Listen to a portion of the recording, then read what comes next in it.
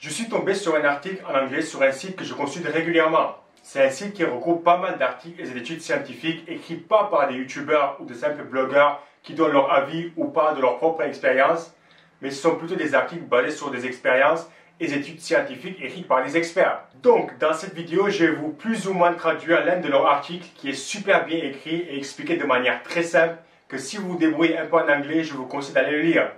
Le titre de cet article, tout ce que vous devez savoir avec des bases scientifiques sur les calories consommées vs les calories brûlées. Juste pour qu'on soit clair, CI c'est calories in, les calories que tu consommes, et CO c'est calories out, les calories que tu brûles. Et à partir de maintenant dans la vidéo, à chaque fois pour dire les calories consommées vs calories brûlées, ou mange ce que tu veux tant que tu respectes le nombre de calories, pour aller plus vite, je vais dire SICO. Donc dans cet article, on va parler de pourquoi manger selon le nombre de calories qu'il te faut n'est pas un régime. Qu'est-ce que signifie calories consommées et calories brûlées? Pourquoi une calorie est plus ou moins une calorie? Et puis pourquoi une calorie n'est pas vraiment une calorie? En gros, est-ce que toutes les calories se valent? Et finalement, si tu as besoin de compter tes calories pour progresser. Donc, qu'est-ce que ce concept de calories consommées et calories brûlées?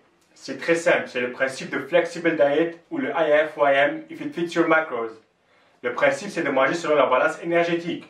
Si tu manges plus que ce que ton corps a besoin, donc les calories mangées sont plus que les calories brûlées, tu vas prendre du poids. Et à l'inverse, si tes calories mangées sont moins que les calories brûlées, tu vas perdre de la graisse. Ça, c'est une simple réécriture de la première loi de la thermodynamique.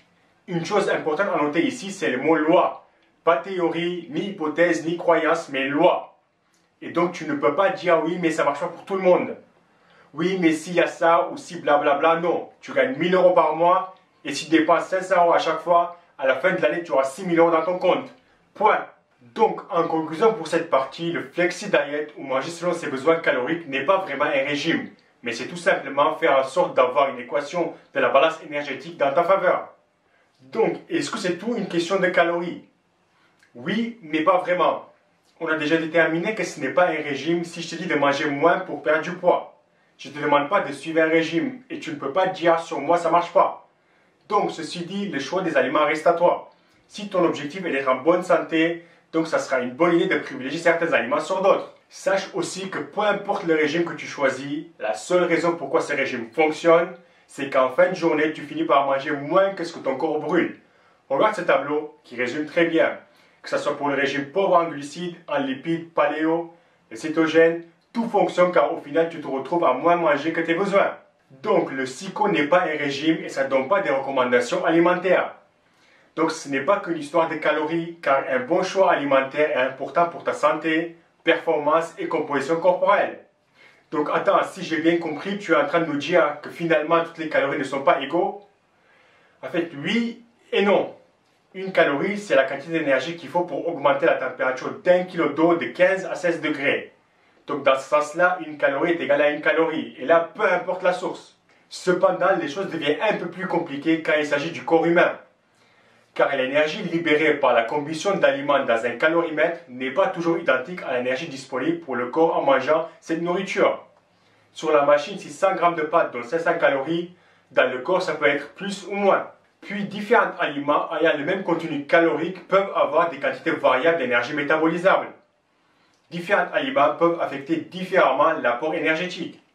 Et différents aliments peuvent affecter différemment les dépenses énergétiques. Donc, si tu n'as pas compris, je vais essayer d'expliquer ça plus simplement. Si tu manges 1000 calories de glucides, ça ne veut pas dire que ton corps va recevoir 1000 calories de glucides. Et ça ne veut pas dire qu'il y aura 1000 calories de glucides pour que le corps utilise comme source d'énergie. Je ne sais pas si c'était un peu plus clair. Donc, tout ce que je viens de citer ne signifie pas qu'une calorie n'est pas une calorie, mais que la source des calories peut affecter leur énergie métabolisable, ainsi que les deux côtés de l'équation d'équilibre énergétique. Et sachez que quand on parle de calories mangées vs calories brûlées, tous ces paramètres rentrent en jeu, d'où pourquoi la quantité de ce que vous mangez reste le plus important. Nous savons que l'effet thermique de différents aliments et macronutriments varie. L'effet thermique de la protéine est d'environ 20-30%. Celui des glucides est d'environ 5%. Et l'effet thermique des graisses est généralement proche de 0%. C'est-à-dire que 20-30% des calories de protéines et 5% des glucides sont utilisés pendant la digestion. Encore une fois, tout cela fait partie du SICO. Nous savons que ces différents aliments peuvent avoir des effets différents sur la faim et la satiété, et par conséquent affecter l'apport énergétique.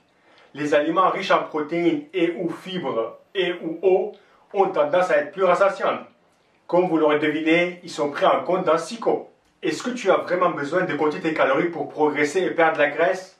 Non, pas du tout.